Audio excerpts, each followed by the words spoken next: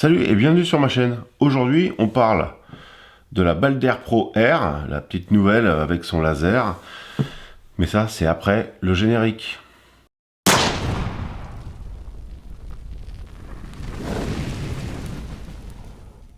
Et oui, nous sommes mercredi. 2 vidéos au live qui sortent.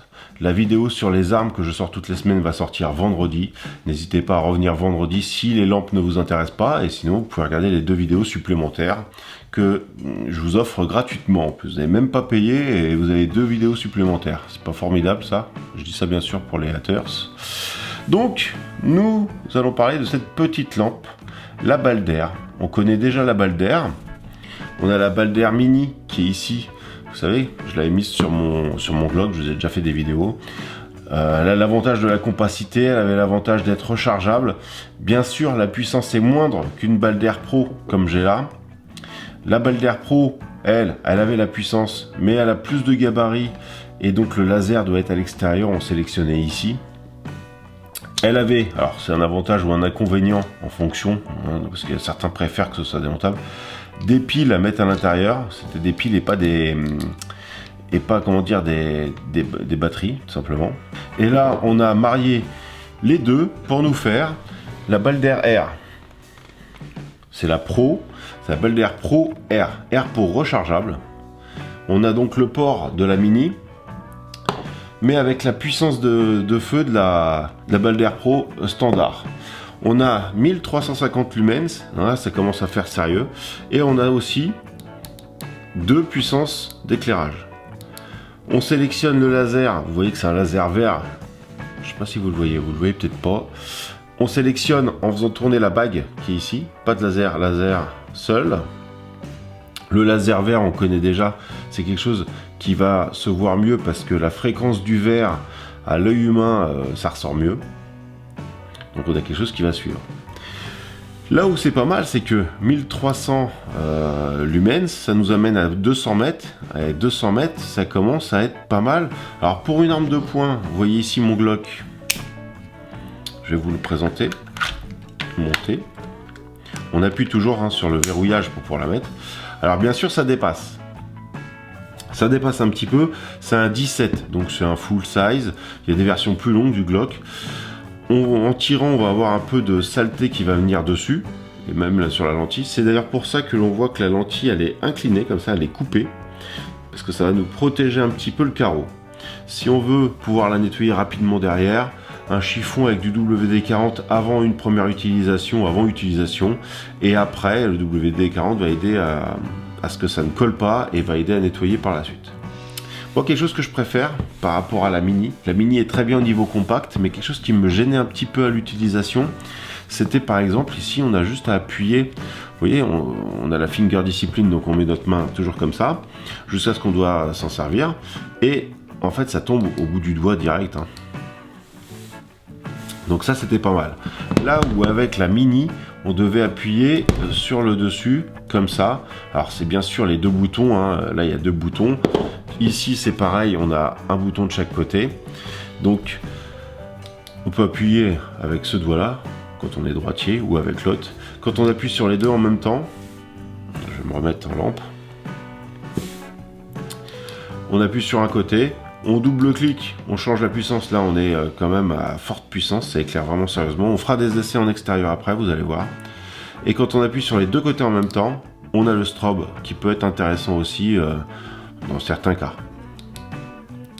On rappuie, et quand on rappuie avec un doigt, on revient sur le mode fort. En fait, le dernier mode enregistré, mis à part le strobe, revient, c'est-à-dire que là j'étais en fort, je reviens en fort à chaque fois. Je double-clique, je suis en faible, j'éteins.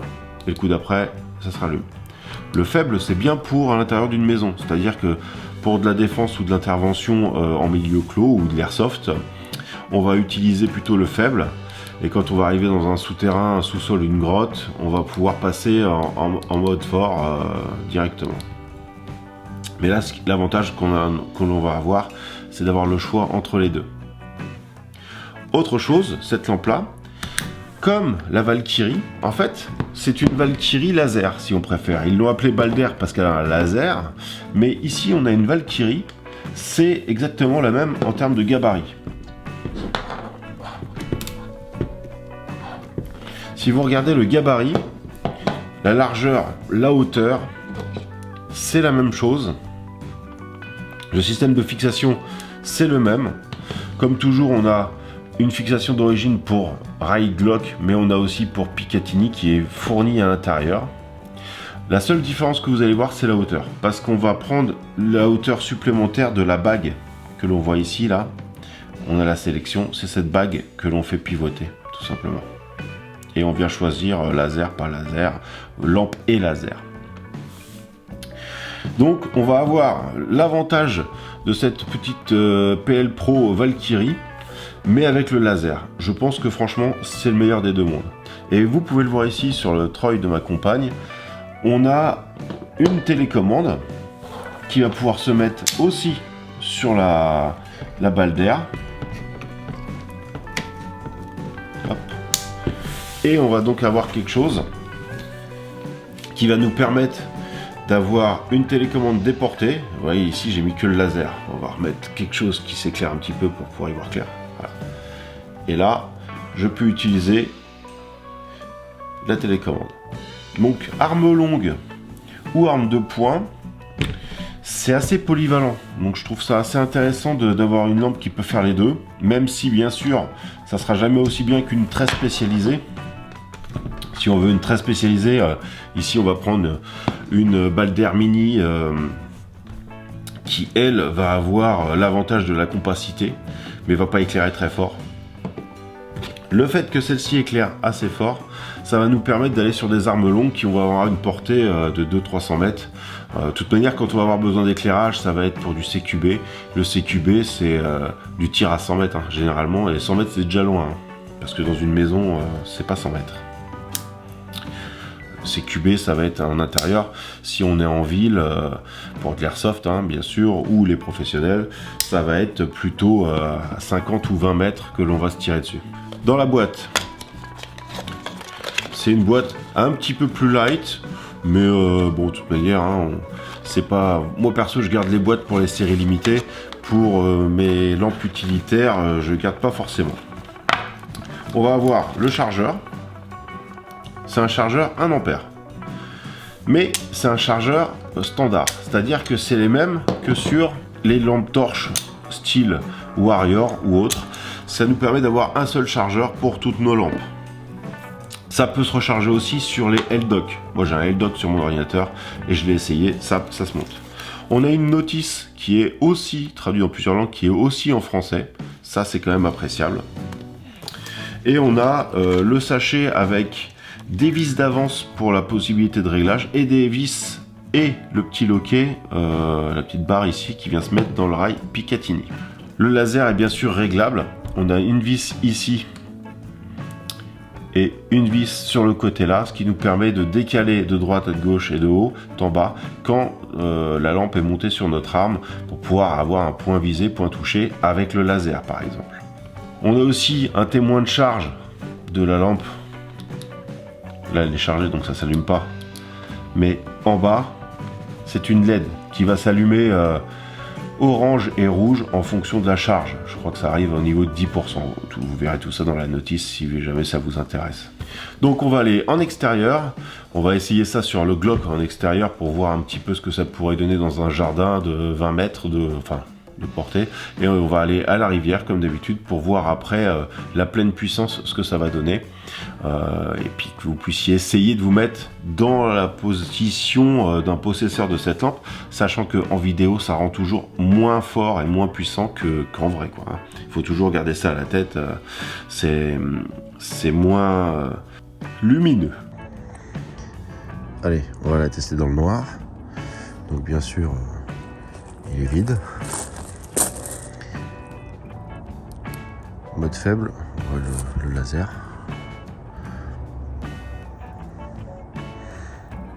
Là on est à 15 mètres.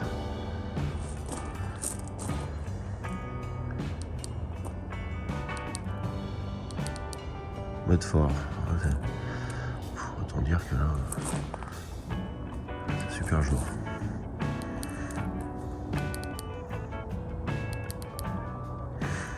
Le mode faible suffit déjà largement pour 20 mètres.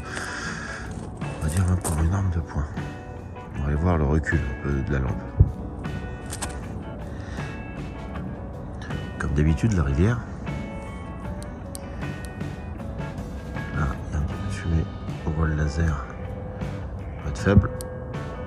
Ouais, donc là-bas, je suis à 300 mètres. Le laser, je le vois encore. L'autre fort. Ouais. Pas mal, hein. Allez un peu. C'est pour ça que pour arme de longue, ça peut être pas mal aussi. Parce que là, j'ai pas de lunettes, rien, mais on voit bien. Vous avez vu un peu l'éclairage, que ce soit pour une arme longue, comme celle-ci, montage un petit peu comme ça peut être sur un côté, ici c'est sur le dessus, parce qu'ici on a une pompe, hein, vous le savez, je vous ai fait une vidéo sur cette arme. Ou comme ici sur ma petite arme de poing qui est le Glock 17, bon ça dépasse, mais franchement ça me dérange pas moi. Après c'est le côté esthétique, il y en a qui s'attachent beaucoup à l'esthétisme, mais moi c'est plutôt un outil dans la praticité, et ça me va bien, ça tombe bien sous le doigt avec mes paluches.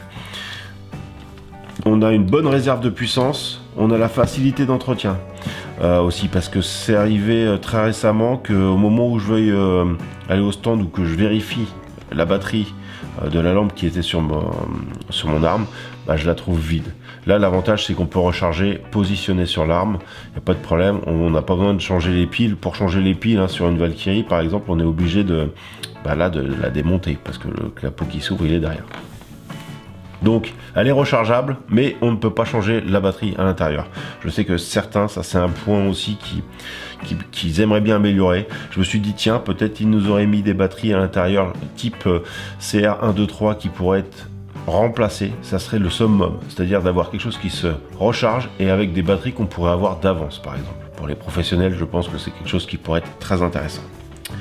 Sur ce, c'était donc une vidéo supplémentaire par rapport à ma vidéo de la semaine qui arrive ce vendredi. Là, on est mercredi pour l'instant. Je vous donne donc rendez-vous vendredi pour la vidéo qui arrive, qui va être sur de la balistique et du gel balistique en 300 blackout. Et donc, à vendredi prochain pour la nouvelle vidéo.